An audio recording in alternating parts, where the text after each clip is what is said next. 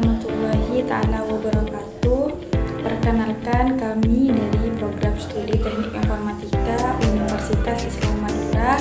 Saya Siti Kotul Aini bersama rekan saya Hilda Rizky Safitri dan Maulidatul Maimunah.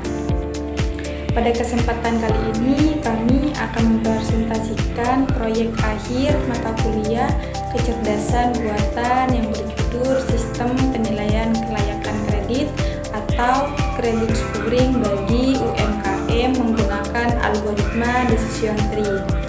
Presentasi ini akan kami bagi menjadi 3 bagian.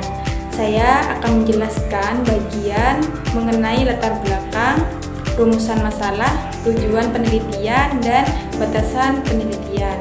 Selanjutnya, Saudari Hilda akan menjelaskan metodologi penelitian beserta proses pembangunan model. Kemudian, Saudari Maulidatul akan menjelaskan hasil penelitian, analisis model, kesimpulan, serta saran pengembangan penelitian. Baik, saya akan mulai presentasi ini. Usaha mikro, kecil, dan menengah atau UMKM merupakan sektor yang sangat penting dalam perekonomian Indonesia.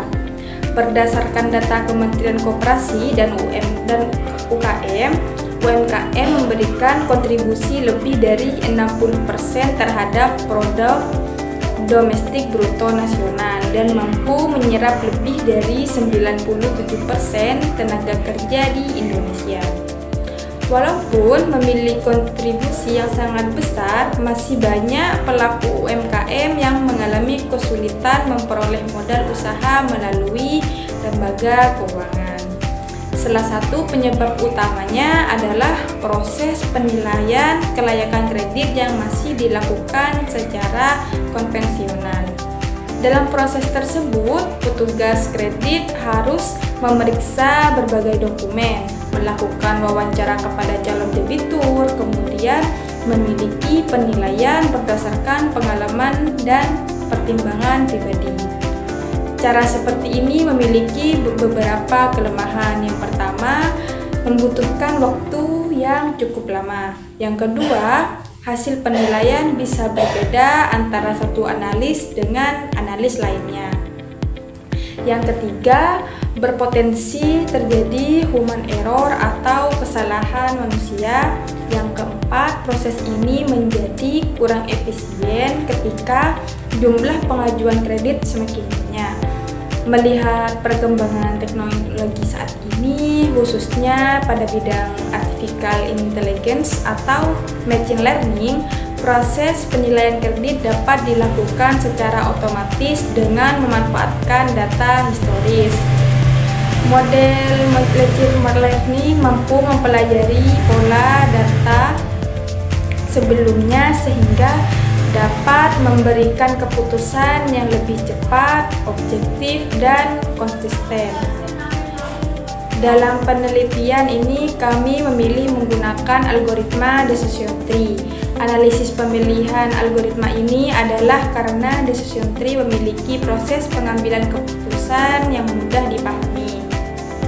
Setiap keputusan dapat dijelaskan melalui struktur pohon sehingga pengguna dapat mengetahui alasan mengapa sesuatu pengajuan kredit dinyatakan layak ataupun tidak layak. Nah, di rumusan masalah berdasarkan latar belakang tersebut terdapat 3 rumusan masalah. Yang pertama, bagaimana merancang sistem kecerdasan buatan yang mampu melakukan penilaian kelayakan kredit bagi UMKM. Nah, yang kedua, bagaimana yang mengimplementasikan algoritma decision tree classifier dalam menentukan status kelayakan kredit. Dan yang ketiga, bagaimana mengukur tingkat akurasi dan performa model yang dihasilkan. Nah, tujuan penelitian ini adalah membangun sistem simulasi kredit scoring yang mampu melakukan penilaian kelayakan kredit secara otomatis, objektif, dan transparan. Nah, setelah itu, penelitian ini juga menunjukkan mengimplementasikan algoritma decision tree serta mengevaluasi performa model menggunakan beberapa metrik evaluasi seperti akurasi, precision, recall, F1 score, dan confusion matrix. Batasan masalah. Agar penelitian lebih terarah, kami menetapkan beberapa batasan penilaian. Nah, yang pertama, sistem yang dibangun hanya berupa simulasi perangkat lunak yang menggunakan bahasa pemrograman Python. Nah, yang kedua, dataset yang digunakan berasal dari Kaggle dan merupakan dataset credit scoring publik yang telah disesuaikan dengan karakteristik UMKM. Ketiga, algoritma yang digunakan hanya decision tree classifier. Dan yang terakhir, pengujian dilakukan pada lingkungan simulasi sehingga belum diterapkan secara langsung pada sistem perbankan. Demikian penjelasan dari saya.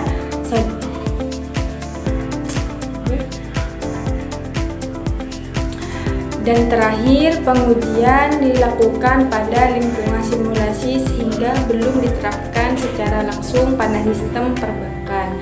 Demikian penjelasan dari saya. Selanjutnya, presentasi akan dilakukan oleh Saudari Hilda Rizky Safitri yang akan menjelaskan metodologi penelitian. Sekian, terima kasih. Wassalamualaikum warahmatullahi wabarakatuh. NANI?!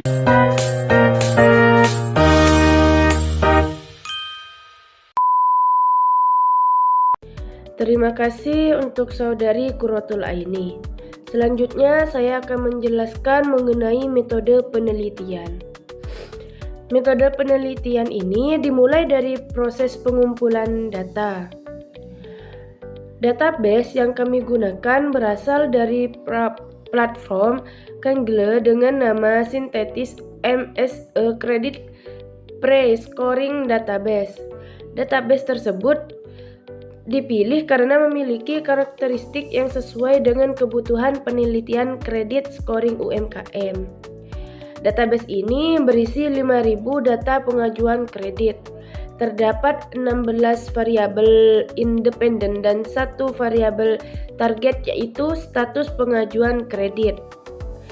Beberapa fitur yang digunakan meliputi jumlah pinjaman, tujuan penggunaan kredit, usia usaha, pendapatan bulanan, total deposito, rasio utang terhadap pendapatan, jumlah saldo negatif, serta kredit skor pemilik usaha. Data processing. Tahap berikutnya adalah processing data. Pada tahap ini dilakukan eksplorasi data untuk mengetahui karakteristik database. Kemudian dilakukan pengecekan nilai kosong. Hasil pemeriksaan menunjukkan bahwa database tidak memiliki missing value, sehingga seluruh data dapat digunakan. Selanjutnya data kategori diubah menjadi data numerik menggunakan label encoding. Hal ini dilakukan karena algoritma division tree bekerja menggunakan data numerik. Selain itu, dilakukan fitur imagery dengan membuat beberapa fitur baru seperti rasio pendapatan terhadap kredit, rasio deposito terhadap kredit, dan yang ketiga skor resiko. Tahapan ini bertujuan agar model memperoleh informasi yang lebih baik ketika melakukan proses pembelajaran. Selanjutnya, data splitting. Setelah processing selesai, dataset dibagi menjadi 2 bagian. Sebanyak 80% digunakan sebagai data training, sedangkan 20% digunakan sebagai data testing. Pembagian ini bertujuan agar model dapat belajar menggunakan data training kemudian diuji menggunakan data yang belum pernah dilihat sebelumnya. Selanjutnya yaitu pelatihan model. Pada tahap selanjutnya dilakukan proses pelatihan menggunakan algoritma Decision Tree Classifier. Model menggunakan parameter kriterian gini: max depth 4, minimum sample split 20, minimum sample lift 2, dan random state 42.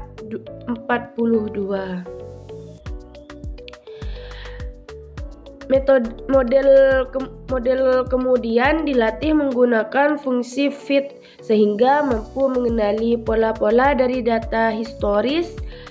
Setelah proses pelatihan selesai, model dievaluasi menggunakan data testing.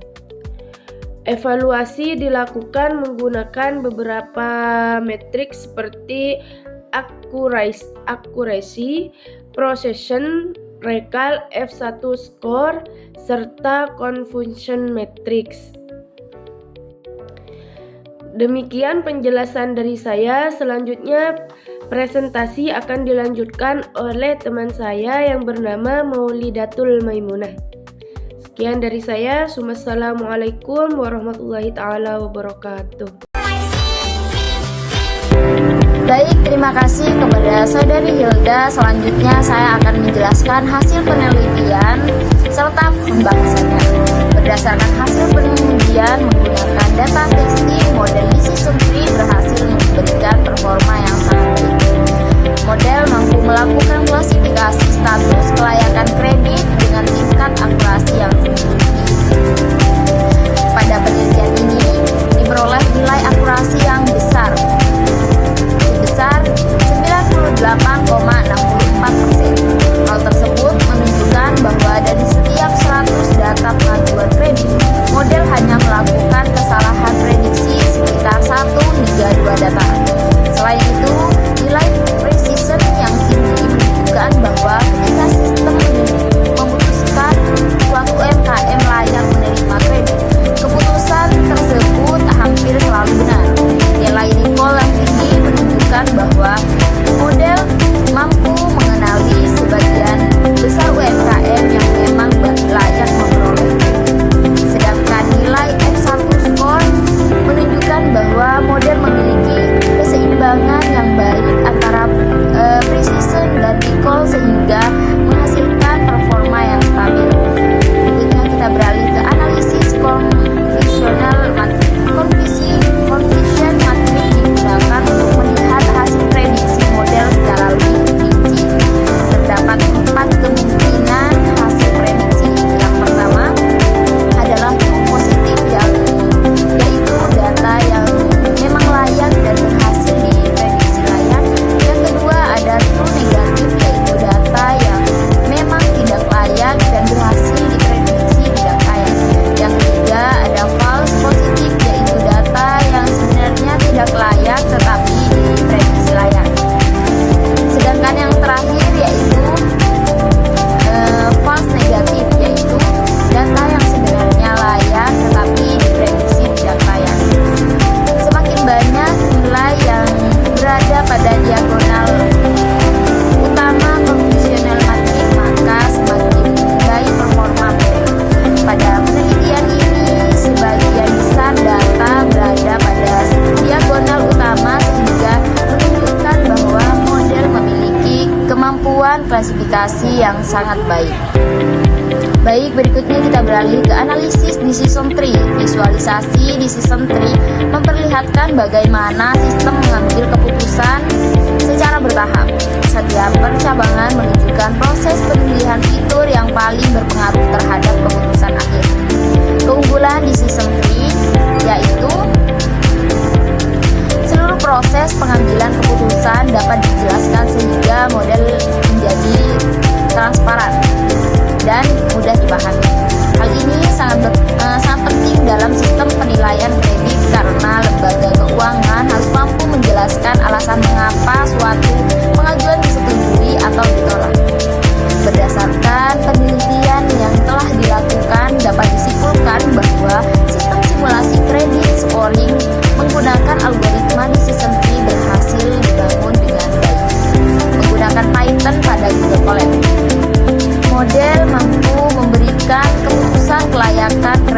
secara otomatis, objektif, tepat, dan transparan. Selain itu, model menghasilkan tingkat akurasi yang tinggi sehingga berpotensi membantu lembaga keuangan dalam proses analisis kredit UMKM. Untuk penelitian selanjutnya, kami menyarankan pengguna dataset UMKM Indonesia yang lebih lengkap sehingga hasil penelitian menjadi lebih representatif. Selain itu, penelitian juga dapat dikembangkan dengan membandingkan algoritma decision tree dengan algoritma lainnya seperti random forest, XGBoost, logistic regression maupun support vektor mesin agar diperoleh model terbaik. Demikian presentasi proyek akhir kelompok kami mengenai sistem penilaian kelayakan kredit bagi UMKM menggunakan algoritma decision tree. Kami mengucapkan terima kasih atas perhatiannya Bapak, Ibu dosen, serta teman-teman semuanya. Apabila terdapat kritikan maupun saran, kami sangat terbuka untuk menerimanya sebagai bahan evaluasi pengembangan penelitian di masa mendatang. Wassalamualaikum warahmatullahi taala wabarakatuh.